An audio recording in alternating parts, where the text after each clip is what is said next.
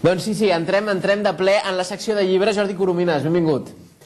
A partir d'avui, cada 15 dies, tindrem el Jordi, que ens portarà llibres, ens portarà escriptors, i què ens has portat avui? Que ens has portat ja un... Avui us he portat, diguem, el que per mi és el poeta català amb més projecció, en el sentit de que, bé, com a jove, m'agrada recolzar els joves. I en Josep Pedrals, va néixer el 1979, i està fent una tasca prou interessant, molt interessant.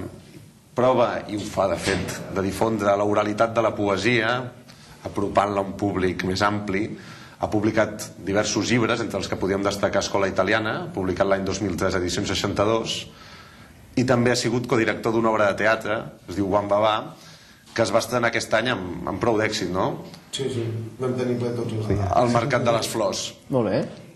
I abans de parlar amb ell, donat que bé, que estem en una secció literària, us vull presentar un llibre. Ideal, tu. Un llibre que, aprofitant la vinentesa de que hem parlat de Viva Zapatero, que parla de la censura a Itàlia i tot, doncs ens va molt, molt bé, perquè és ni més ni menys, bueno, ens parla de Pierpaolo Pasolini, de qui també s'estrena una obra aquests dies. PPP. PPP, exacte. Al Teatre Lliure. I aquest any de 2005 es commemoren els 30 anys de la seva desaparició. El 2 de novembre de 1975, a una platja d'Òstia, assassinat en misterioses circumstàncies fruit de les seves tendències sexuals. Doncs Pasolini era homosexual, un homosexual notori, però que al mateix temps, oblidant aquesta cosa sexual, que és la menys important, escrivia, dirigia, feia de crític. I bé, en aquest cas el llibre ens parla de la seva mort. Però no ens parla de la seva mort d'una manera morbosa, sinó que l'analitza objectivament i després es fica en tot el que va ser el judici, les conseqüències de que el teòric assassí fos un nen de 17 anys, la defensa d'aquest nen de 17 anys, el que pensaven els partidaris de Pasolini, què va passar amb tot això? Doncs ens en parla en Marco Tullio Giordana, que és un director italià que ha fet darrerament una pel·lícula molt interessant que es diu La mejor juventud, una pel·lícula que dura 6 hores, però que la recomano a tothom. Per què? Perquè realment és impressionant, gran actuació d'actors, molt bona fotografia. I en Marco Tullio Giordana, abans de fer aquesta de La mejor juventud, va fer una pel·lícula justament sobre en Pasolini, sobre aquest fet. A partir de fer la pel·lícula va veure que havia recollit tanta informació que mereixia la pena fer un llibre. I aquest és el llibre que us presento. Doncs recomanat aquest Delito Italiano, Pasolini. Diuen que en part del tema va ser per la seva pel·lícula de Saló. Duríssima pel·lícula, Hi ha una cosa molt curiosa, que és que quan va morir Pasolini, al cap de 7 dies la censura italiana, parlant també en aquest cas del Viva Zapatero, va prohibir, va segrestar Saló. Però bueno, no parlem de segrestos. No parlem de segrestos, parlem de poesia, per exemple, no? Exacte. Parlarem de poesia, però no hi parlarem, ara veuràs. Ok. O sigui, jo en Josep estic molt interessat en preguntar-li, com a poeta, justament quins són els narradors que dins del teu recorregut poètic o dins de la simple prosa, els narradors que més t'interessen o que més et suggereixen coses poètiques, líriques. Doncs, bé, per recomanar narradors que des del meu punt de vista de poeta et recomanaria primer de tot, recomanaria en general el Julián Ríos, que era un autor català, d'origen espanyol, em sembla que era, vivia aquí, i que té una novel·la impressionant, un totxo immens que es diu Larva, i que és una novel·la que està escrita en 5 llengües diferents alhora i plena tota l'estona de jocs de paraules, o sigui, fa jocs de paraules en català, castellà, alemany, francès, anglès, i que és una prosa complicadíssima de llegir perquè és que és molt com el següent pas després de Joyce, no, diguéssim. Fa un pas, sí, fa una cosa complicadíssima. Com un Finnegan's Wake. Sí, però és una mica més enllà encara i tot, no? I fa com un pas molt estrany, que a vegades trigues 6 pàgines a saber en quina escena estàs, no? De què t'està parlant? Sí, i va haver un moment que vaig dir, carai, si està explicant de 2 sueques que li estan fent una mamada a la banyera. I fins que no vaig entendre això, que mira que és una cosa senzilla. No entrem en aquestes coses, que l'horari que és, però tindríem opinions al respecte. Però és llegible. Sí, no, és llegible. És llegible. Sí, o sigui, s'entén, però costa molt. Potser t'estàs uns quants minuts a cada pàgina per acabar de...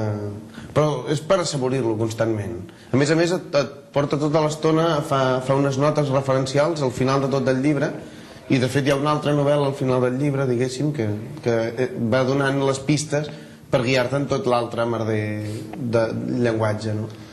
I per exemple, d'actors actuals d'un llibre que hagi sortit recentment, n'has llegit algun? En prosa. En prosa o en poesia o en teatre, el que tu vulguis. Home, a mi en prosa, ja continuant amb el d'això, m'agrada molt l'Antonio Lobo Antunes, que fa aquella prosa també molt curiosa, no? Que no posa mai punts ni posa d'això, majúscules. L'espectador... Una mica també l'estil Saramago, no? En certa manera. Que ell va... O sigui, l'espectador el reconeixerà, l'espectador que compri el País sense ganes de fer promoció, el reconeixerà molt per la darrera pàgina del Babelia. D'acord. Que sempre hi escriu, molts cops hi escriu. I a part del Lobo, en poesia, justament, encara que és això, que no et volia preguntar sobre la poesia, però... En poesia es crea de tot, actualment. Però que, en aquest cas, si ens anem al concret, un autor català... Un autor català... Relativament actual, que t'agradi. Mira, ara, fa una setmana i mitja va sortir el Huckleberry Finn, el primer llibre d'en Martí Sales, que era un dels codirectors de l'obra de teatre que vam fer allà al Mercat de les Flors, i que ara ha tret el seu primer llibre de poesia a l'editorial Moll, a la col·lecció La Balanguera, i que el llibre està molt bé, la veritat, és divertit i val la pena, i més com que és col·lega, saps? Vull dir, encara que sigui molt mafiós, tu, però... S'ha de fer. Sí. Escolta, un atracament enquesta d'aquests ràpids pels dos, així coneixem una miqueta els dos. Quina és la darrera pel·lícula que heu anat a veure? Ràpid. King Kong. King Kong? Les veig a casa. Les veus a casa, vale. Ahir vaig veure el Juego de Ripley, esperant veure una pel·lícula sobre la novel·la El Juego de Ripley, i en realitat era un remake de l'Amigo Americano, que també va de Ripley, però bueno, era una cosa absolutament diferent. D'acord. Segona, recomaneu-me un bar. Un bar, l'original, carrer Ferlandina 29, davant del Macba. Jo, Cala Glòria, que està al carrer Siracusa, número 5, tocant amb Torrent de l'Olla. D'acord. I aquesta nit què fareu? Jo tinc sopar de feina. És la setmana dels sopars de feina. És la meva nit de desfogar-me. És el Juergues. És el Juergues? Sí. Això m'ho apuntaré, És interessant. Aquest m'agrada, aquest registro. Jo recomano l'original perquè cada dimecres, si veniu a les 9, no sé quina és la meva càmera, és igual. Totes. A les 9 cada dimecres a l'original hi ha sessions de poesia, cada dimecres convidem un autor diferent. D'acord. I com que jo soc el coordinador, saps? Deixo anar també... Per això eres tan ràpid, home. Escolteu, ens queda un minut. Jo en un minut no em dóna més temps que simplement dir-vos que m'agradaria tenir més temps per poder parlar amb vosaltres, però que tot veurem d'aquí 15 dies. Bueno, jo espero convidar el Josep un altre dia. Home, més temps i poder parlar. I parlar tranquil·lament. Clar que sí. Alguna obra més en ciernes, de teatre? De teatre no, ara estic preparant un llibre que surt al mes de març. Perfecte, doncs cap al març igual fem alguna cosa. Escolteu, companys, que això s'acaba, aquesta primera...